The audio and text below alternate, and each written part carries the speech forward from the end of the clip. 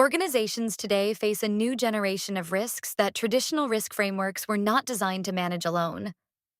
Climate change, resource scarcity, labor violations, supply chain disruption, and increasing regulatory pressure are no longer isolated sustainability topics. They are business risks.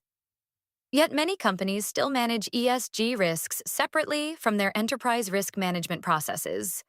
This creates blind spots, weak accountability, and delayed responses. Integrating ESG into enterprise risk management means embedding sustainability risks into the same governance, risk assessment, and monitoring systems already used for financial, operational, and strategic risks.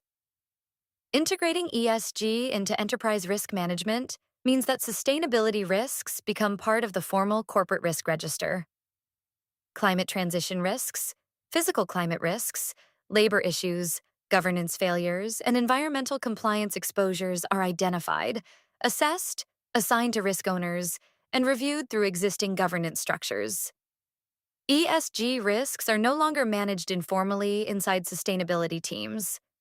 They become visible to executives, risk committees, and boards using the same methodology applied to every other strategic risk. This practice matters because ESG risks are increasingly material to business continuity and long-term resilience. Physical climate events such as floods, droughts, and extreme heat already disrupt infrastructure, logistics, and supply chains around the world. Transition risks driven by carbon pricing, new regulations, and changing customer expectations are reshaping industries. At the same time, social risks such as labor violations or community opposition can stop projects entirely. Investors and regulators now expect organizations to formally manage these risks through integrated risk frameworks aligned with standards such as TCFD, CSRD, ESRS, and SEC climate disclosure rules. One of the biggest failures in ESG risk management is structural separation. Sustainability teams often identify ESG risks with rigor, but those risks never enter the formal governance system. Instead, they remain isolated inside sustainability reports or disconnected initiatives.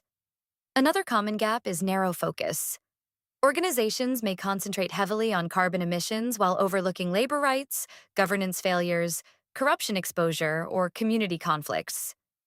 As a result, companies reduce their ability to anticipate disruptions and respond proactively. The first step in integration is building a clear ESG risk taxonomy. Organizations need a shared language for sustainability risks across functions such as operations, finance, legal, procurement, compliance, and sustainability. Without this common structure, ESG risks remain inconsistent and difficult to compare. A practical taxonomy usually includes climate transition risks, physical climate risks, environmental compliance risks, and social or governance risks, such as labor practices or unethical conduct. A critical part of integration is aligning ESG risks with the categories already used inside the enterprise risk framework. For example, a climate transition risk may be classified as a strategic or financial risk. A supplier labor violation may become an operational or reputational risk.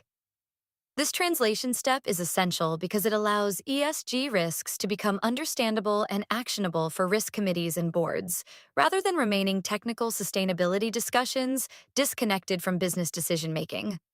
Once ESG risks are identified, they must be assessed using the same methodology applied to all other corporate risks. This includes evaluating likelihood, estimating impact, assigning risk scores, and prioritizing mitigation efforts. If ESG risks are evaluated using a separate qualitative process while financial risks are measured quantitatively, ESG issues will almost always receive lower priority during leadership discussions. True integration requires consistency in methodology. Organizations can use multiple sources of information to assess ESG risks more rigorously. Climate scenario analysis aligned with TCFD guidance can help evaluate physical and transition risks. Social risks may rely on incident data, supplier audits, whistleblower reports, or regulatory enforcement trends. Governance risks can be evaluated through internal control weaknesses, ethics investigations, or board oversight gaps. The goal is to move ESG risk management from subjective discussion toward evidence-based decision-making. After assessing ESG risks, organizations must define mitigation actions and assign accountable risk owners.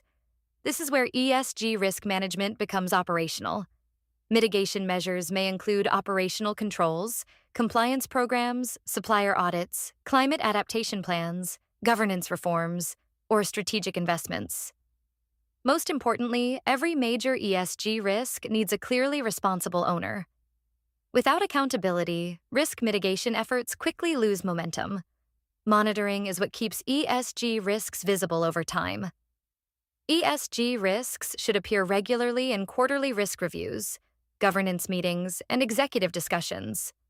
Mature organizations establish escalation protocols, structured agendas, and documented mitigation updates, in the same way they already manage financial or operational risks. ESG risks should not disappear between annual sustainability reports. They need continuous oversight and active governance. Consider the example of a logistics company integrating climate risk into its enterprise risk framework. The organization identifies floods, hurricanes, and severe storms as operational risks capable of disrupting transportation routes, ports, warehouses, and customer deliveries. The company evaluates potential financial losses, infrastructure damage, rerouting costs, and insurance impacts. Based on this assessment, leadership develops contingency plans, backup logistics providers, alternative transportation routes, and climate adaptation measures for vulnerable facilities. This example demonstrates an important shift in mindset. ESG risks are not separate sustainability concerns. They directly affect operations, financial performance, legal exposure, reputation, and long-term resilience. By integrating ESG into enterprise risk management, organizations move from reactive sustainability reporting toward proactive risk anticipation and strategic decision-making. ESG becomes part of corporate resilience rather than an isolated reporting exercise.